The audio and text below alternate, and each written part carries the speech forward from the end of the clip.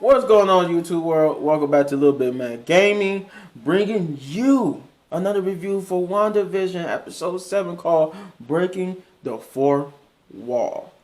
With that being said, first thing first is hit that like, subscribe, share, and the notification button. Also, leave a comment down below. Do all those great things because it helps the channel, helps me, helps everything grow. And yeah, I just need you to do all that for me. With that being out the way now, let's get that. We got that out the way now. Let's get to this because this was a jam-packed, awesome 30-minute episode. And I've been saying this in my reviews.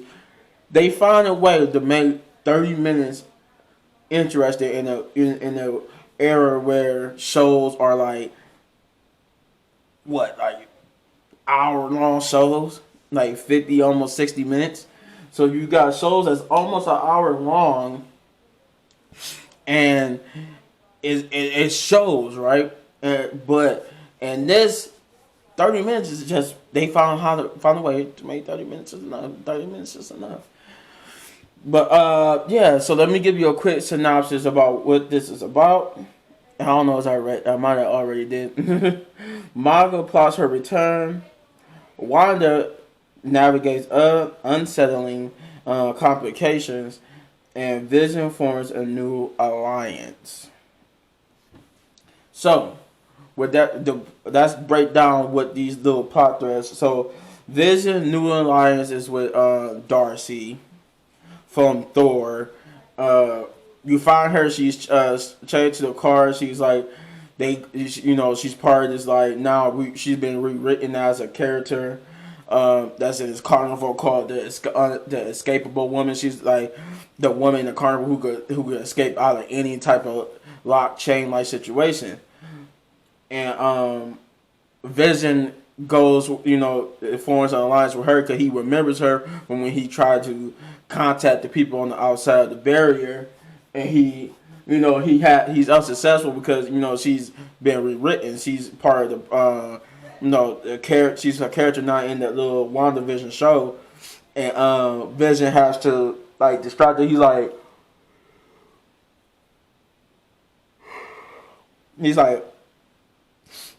oh look. He tells her to look, so he does like a ooh look thing, like she looks and just pay attention to like another person in the carnival act. And he goes, touch the temples.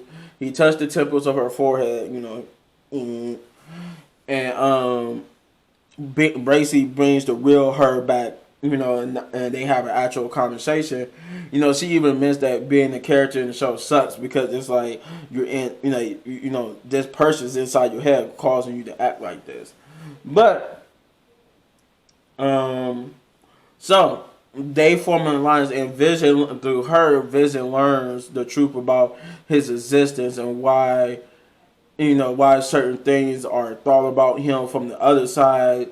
Why he can't remember his life before Rescue, because technically before Rescue he was dead, and he even finds out that though it was just only a couple of weeks ago that he was dead.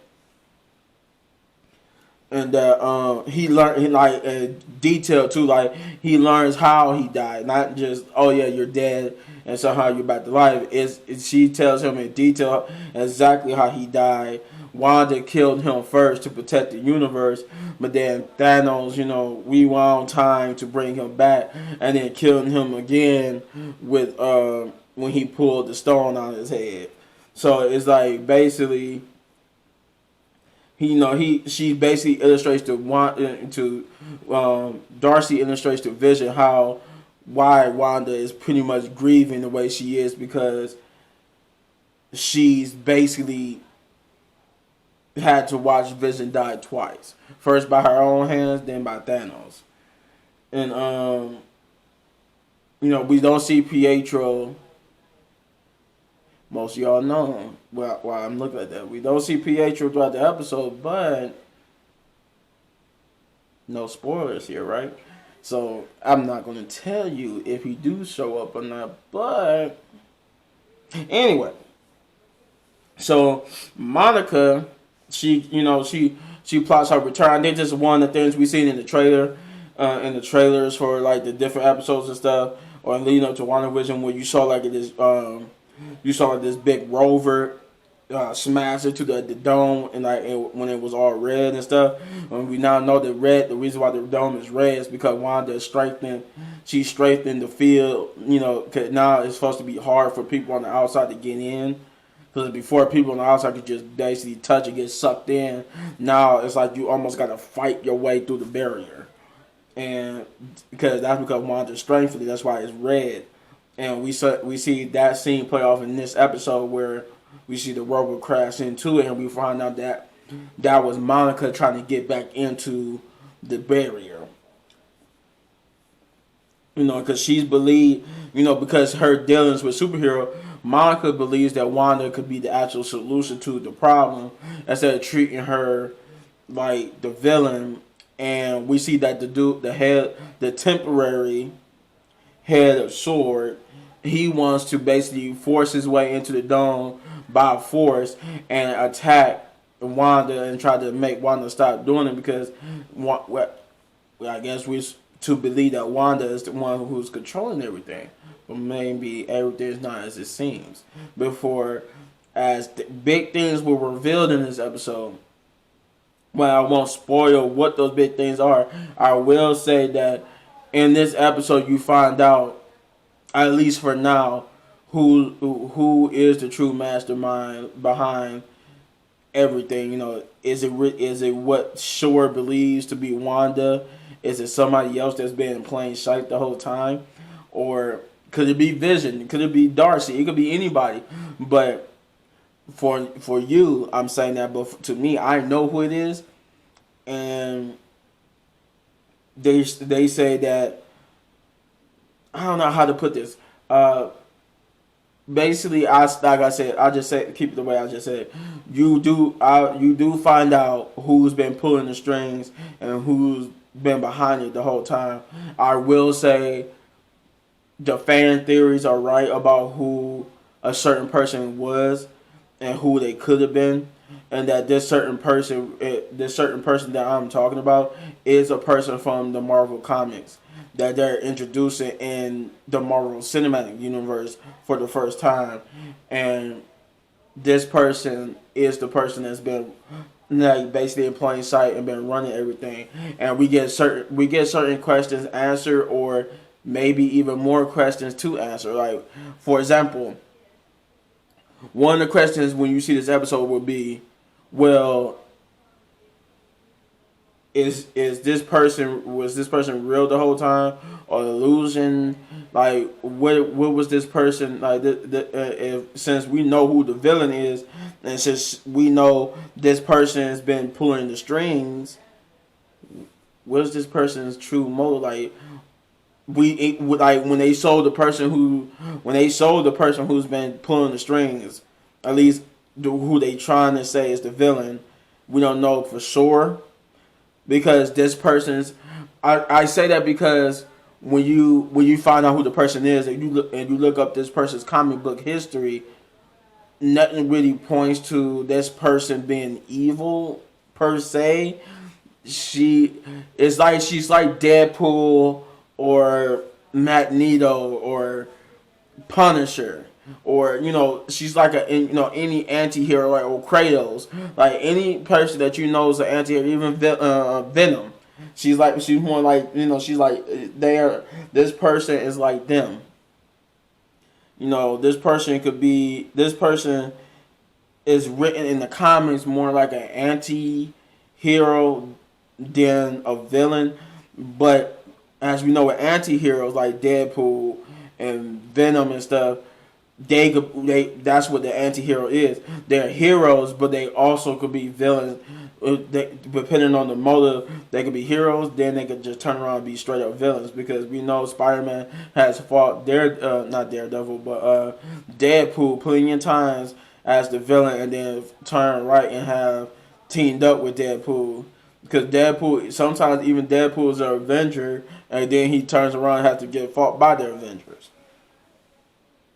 And when I read this person's comic book history to refresh myself, this person is not really known as a villain in the comic books, but like I said, more like an anti-hero, but it's being portrayed here, at least for now, in WandaVision as a villain. Also, this person also appeared in a number of cartoons. Like it said this person appeared in X-Men Evolution. Is this person mostly, the significance of this person is that we're finally getting introduced to mutants, like the X-Men and all of them, mutants in general in the Marvel Cinematic Universe, because because of the villain who we are being told is the villain is actually got ties to like Mystique and Nightcrawler and Rogue and the X-Men. And we know for a fact, Wanda and Pietro are mutants in their actual continuity. They only non-mutants in the Marvel Cinematic Universe because it was the only way to introduce Wanda and Pietro without the fact that without their mutant heritage. Like, I think when they first said they was introducing in Age of Ultron, when they first introduced the people who was gonna play Wanda and Pietro, they said that it was the caveat that the only reason why the Marvel Cinematic Universe could use two mutants in a movie is the fact that they not referred to mutants, meaning that you can't have their origins like say, oh, they was born with the mutant gene because they got it from Magneto. They can't say that. They had to say like their powers came. They can still have their powers, but it has to come from a different source. So in this case, Wanda and Pietro got their powers from the staff, right? So from the Mind Stone that was inside Loki's staff, and because of that, they able to introduce them because it was like, okay, that's not their legit origin. They didn't really they were supposed to be born with powers, but you're saying in your version of them they just got the powers from the staff, so it's cool. You could use them in your movie because they're nothing like the comic books and the version that was belonged to Fox. So all that comes into play. Let's see what else. Oh yeah, the unsettling complications was that the reality of WandaVision, of this dome was slowly, like we see it for the first time. Throughout the episodes, what I was about to say was from episode 6 back, it was slowly coming down, and now we're in episode 7. You see the reality is actually like crashing before her, because like certain things, like a TV, like her TV went from a flat screen TV. Cause I think now, like episode 7, like as we gradually went from episode 1 to episode 7, the era in each episode keep changing. Each episode changed the era in which things take place, and in episode 7 it's like an homage to The Office and the Modern Family. So now episode 7 takes place in the current year, because now Wanda went from having the old school style TV to a flat screen TV. Now she got a flat screen, but we see that this flat screen is now fluctuating. It went from a flat screen to the 1950s and 60s TV back to and then Wanda had to turn it back to a flat screen. We saw that the kids' video game system went from being it looked like it was, I forgot what it was at first, but I know it switched. It went from whatever it was to GameCubes, to the GameCube's controller. So it went from what it was to the Nintendo GameCube, to Atari, Atari controllers, and it did something else. Then it went to Uno cards. So it was like everything in the vicinity, it was cracking, and we see that it's because maybe Wanda is cracking. Like she's like slowly learned that she's starting not to have no more control of the place around her, and that things might be falling down and cracking and not being what she likes. So now you got people basically almost back to being able to do stuff on their own. Wanda can't keep everything in the house keep changing back into different eras. So it's like she's trying to take a day to try to get her wits and stuff about her. And this leads her to the House of M. And if y'all don't know what the House of M has to deal with this particular character that they introduced as the possible villain. And Wanda loses her kids in the House of M, and this caused her to go mad. And I think she in the House of M. I think she's the single-handed reason why the world forgets mutants. Cause I think she gets mad and says or do a spell or whatever. It's basically saying nobody remembers mutants, and the whole world forget that mutant exists. And it was her who had to bring them back into existence. Like, the mutants still know who they are, and they know who the people are, but now people don't know they're mutants. People don't know they're mutants or the existence of mutants, and it took them to happen to get Wanda to undo it to bring mutants back to the resistance of human minds, like, so that people could know that the person they next to is a mutant, right? And this all stems from the fact that she lost her kids. And that kind of happens in this episode. So we wait to see. But the whole thing is, we got a little teaser. Like, you know how they used to have, they had like these commercials in it. The commercial this time for episode 7 was for a depression pill called Nexus. The whole thing was the Nexus. The Nexus part of it. There's no pill really called Nexus. Nexus is a nod to in the Marvel comic books about, it's like a point in space. It's like a certain point in space that's monitored by this the Time Patrol cops that like some cops is like basically the cops that's going to be in the new Loki series, and another group. And the Nexus is like this point in outer space in the universe where all the universes or the different universes meet to where it's able. I guess that's the point you have to travel to almost like go in between universes, and that's what Nexus was a nod to. We do get that. We get Wanda's trying to still fix things that she can't, but seem like she can't fix them. Monica does get back inside, and that's the other big part that I don't want to reveal, because that's the old part of the story too. Like, not only is the person who they revealed to be the villain, also though when they revealed this person to be the villain, it's like kind of seems it's coming, because the name almost basically implied in the little hints about this person, implied that person was really this person from the comic books. But the other old part of the episode is Monica, and if you know Monica's backstory, you know what I'm trying to allude to, particularly her likeness to Captain Marvel, if you catch my drift. And if I'm mentioning Captain Marvel, I'm not talking about we know Monica is black. We're not talking about her likeness as she looked like Captain Marvel. We saying she's kind of like Captain Marvel in other ways. And this episode finally takes that step forward, Monica, into that persona of Monica from the comics. And it's weird. I didn't even know that Monica in the comics, she had like basically different superhero names.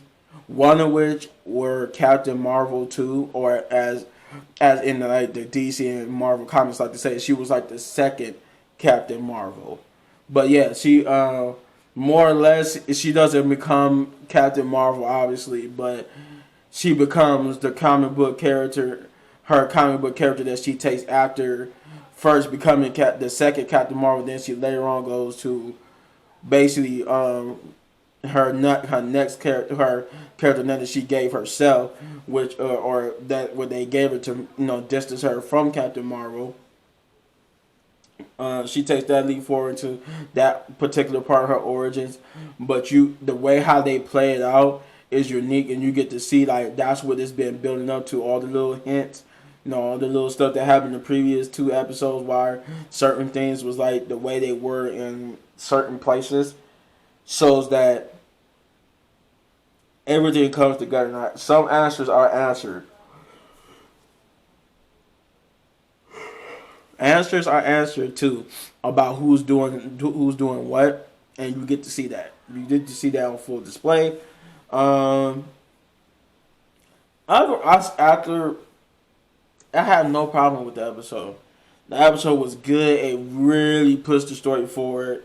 It really answered some questions. You know, you got Vision finding out who he used to be, who he was, you know, what happened to him, why he can't remember. At least from the outside world's point of view, he finally learns about himself.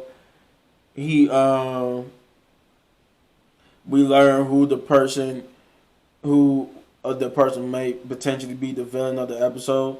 You know, like I said, whether it could be Wanda, whether it could be anybody, because I'm not going to tell you. But the person they do reveal has the potential to be the villain. Though it's just that the only reason why I say possibly is because this person's comic book history doesn't suggest full on villainy. But overall, I give the episode breaking the fourth wall 10 big ups because it pushed the story forward. It gives you hope about the mutants. It gives you hope about mutants and their involvement in the Marvel Cinematic Universe. Here, this basically, I would say this is like maybe the big stepping stone to mutants coming into the show. We starting to get to why this leads into Doctor Strange and Multiverse of Magic.